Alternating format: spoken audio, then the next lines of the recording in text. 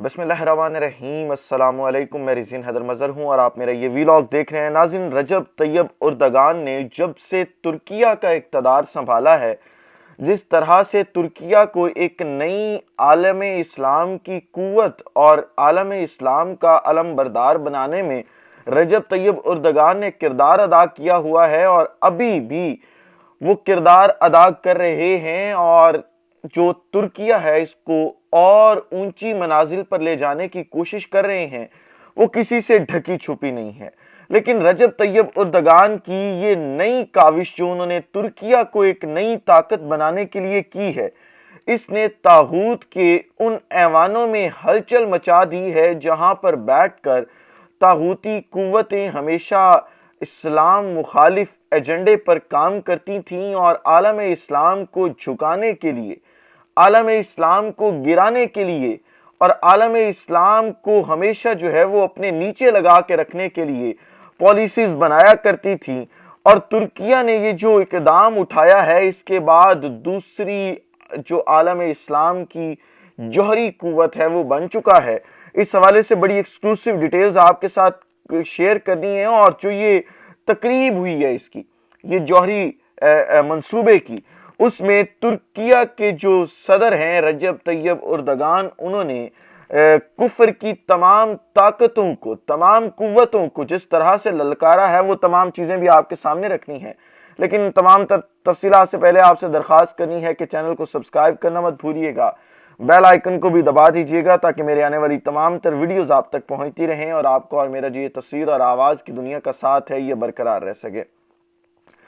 नाज़रीन, रजब तैयब उर्दगान ने जिस कंडीशन में, आपको याद है, तुर्किया जो कि पहले तुर्की हुआ करता था उसका कंट्रोल संभाला था और जिस तरह से फिर उन्होंने तुर्किया को तमाम मसाइल से, तमाम बहरानों से बाहर निकाला और फिर जिस तरह से तरक्की याफ्ता ममालिक की सफ़ में ला के खड़ा वो किया, वो तो किसी से जो है वो ढका छुपा नहीं है। वो तमाम चीज़ें तो आप जानते हैं और आप नई तुर्की या तुर्किया का जो एक सफ़र है उससे बखूबी वाकिफ़ हैं, क्योंकि आपने तमाम चीज़ें खुद विटनेस की हैं।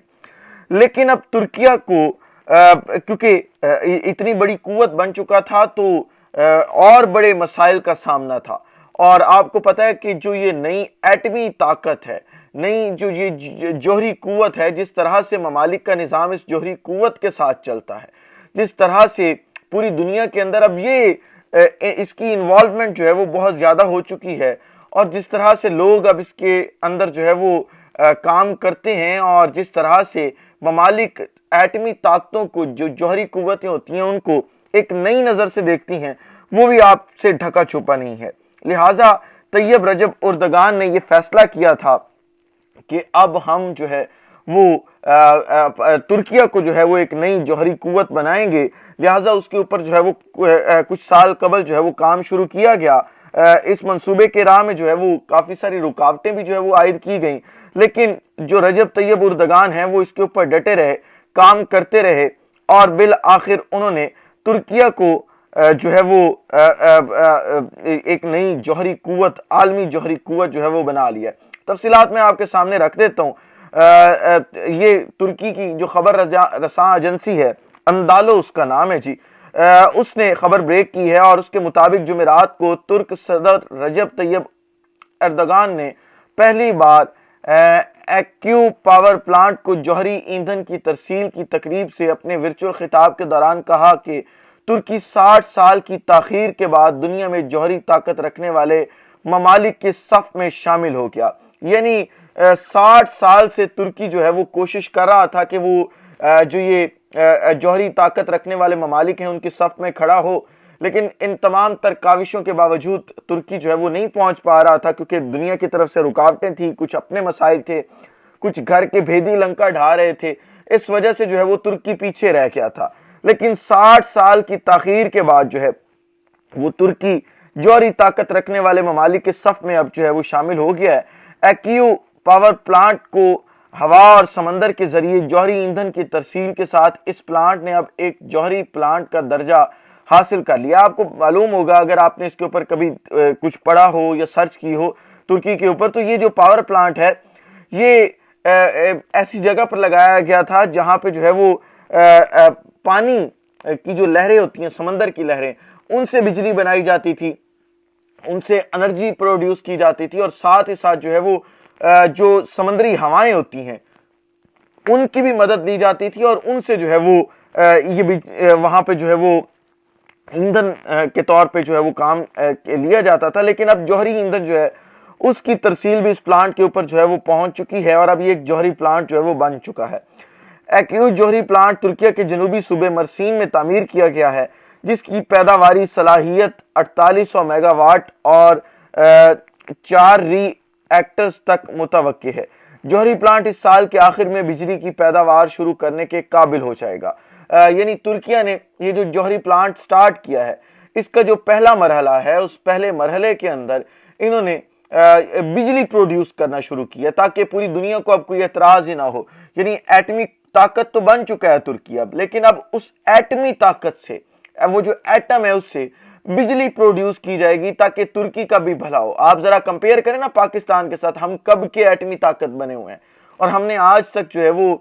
کوئی ایسا نہ میڈیکل کی فیلڈ میں اس سے مدد لی، نہ یہ جو انرجی ہے اس کی فیلڈ میں مدد لی۔ ہم نے صرف وہ بنا کے رکھ لیا نمائش کے لیے۔ لیکن ممالک ایسے ہوتے ہیں، قومیں ایسی ہوتی ہیں جنہوں نے، آپ دیکھیں کہ کس طرح سے اگر جوہری منصوبہ شروع کیا تو وہ بجلی کیسے شروع کیا کہ ہم اپنی پوری قوم کو جو ہے وہ اس سے بجلی دیں، ہم اس سے جو ہے وہ انرجی دیں تاکہ ہم زیادہ جو ہے وہ کام کر سکیں۔ اس کے علاوہ جو تفصیلات ہیں اس کے مطابق جو ہے وہ ایکوی جوہری پلانٹ کے لیے ترکی اور روس کے درمیان ایک بین الحکومتی معاہدے پر مئی 2010 میں دستخط کیے گئے تھے، اور پلانٹ کی سنگ بنیاد کی تقریب 3 اپریل 2018 کو منعقد ہوئی تھی، جس کے بعد پہلے یونٹ پر تعمیر شروع ہوئی تھی۔ یعنی یہ جو پلانٹ ہے، جوہری پلانٹ، یہ ترکی نے اکیلے نہیں لگایا بلکہ اس کی مدد جو ہے وہ روس نے کی ہے۔ اور روس آپ کو پتہ ہے جس طرح سے عالمی ممالک، جو اسلامی ممالک ہیں عالمی، ان کے ساتھ اپنے تعلقات استوار کرنے کی کوشش کرتا ہے، تو روس نے ان کی مدد کی تھی، اور 2010 میں یہ منصوبہ شروع کیا گیا تھا، دستخط کیے گئے تھے، اور پھر پلانٹ 2018 میں لگایا گیا تھا، جو اب جو ہے وہ مکمل ہو چکا ہے۔ ترک صدر طیب نے کہا کہ بہت سے اہم منصوبوں کی طرح ایکوی کو فائنانسنگ ماڈل کے ساتھ لاگو کیا گیا ہے جو ہماری قومی بجٹ پر بوجھ نہیں ہے، اور روس کے ساتھ ہماری سب سے بڑی مشترکہ سرمایہ کاری ہے۔ انہوں نے مزید کہا کہ یہ منصوبہ ترکیہ کے قدرتی گیس کی درآمدات کو سالانہ 1.5 ارب ڈالر تک کم کرنے میں کردار ادا کرے گا، اور قومی آمدنی میں اضافے کا بھی باعث بنے گا۔ یعنی کہ جو گیس وہ باہر سے منگواتا تھا ترکی پہلے، اب وہ گیس نہیں منگوائی جائے گی، بلکہ اس منصوبے کے تحت جو ہے وہ جو ایندھن ہے یا انرجی ہے وہ بنائی جائے گی، جس سے 1.5 ارب ڈالر تک کی کمی آئے گی۔ اور دوسری طرف ہم ہیں جو صرف نمائشی چیزیں جو ہے وہ ساتھ رکھتے ہیں اور نمائشی چیزوں کے اوپر چلتے چلے جا رہے ہیں۔ اس ویلاگ سے مجھے اجازت دیجیے، اپنا خیال رکھیں، اپنے کے لوگوں کا خیال رکھیں، وطن عزیز پاکستان کا خیال رکھیں۔ اس وطن عزیز پاکستان کا اور آپ تمام لوگوں کا اللہ حامی و ناصر ہو۔ پاکستان زندہ باد۔